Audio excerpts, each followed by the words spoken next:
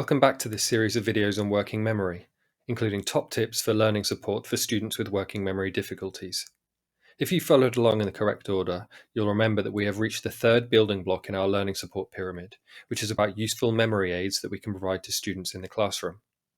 Don't forget, if you'd like to download some examples of memory aids and a guide which summarizes this video, please visit the Educational Psychology Service Resources Library, which you can find on the North Somerset Council website or via a search engine. And we have 6 examples of memory aids in this section, which we will look at one by one. The purpose of all of these memory aids is to help students store important information somewhere other than their short-term memory store, which will reduce the risk of overloading their working memory. They also have the bonus of helping students with working memory difficulties become less dependent on us and our task design.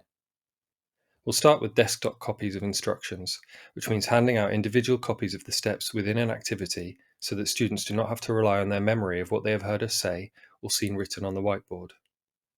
And next we have planning and note-taking resources.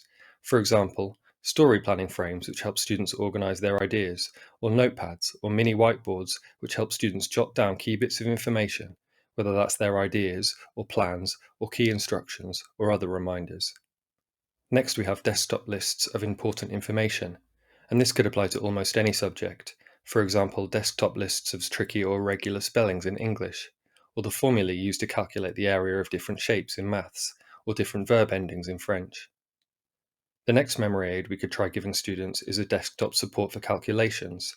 So to save students short-term memory overloading with too many numbers, we might use a multiplication grid with the times tables, or we might use a tangible and visual resource like MathsLinks cubes that students can use as placeholders while completing the next step of a maths question. Another strategy we might want to incorporate in our classroom to aid students' memory is the use of low-clutter wall displays. There are some key principles for classroom display design, which we can look up online, for example, leaving space between images, reducing text to the key information only, and repeating important information.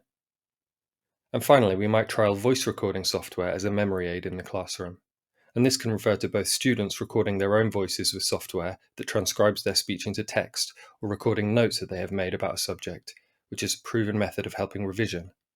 Alternatively, we might allow students to use voice recorders or objects like talking tins to record us giving out key information or key instructions so that they can listen back as needed.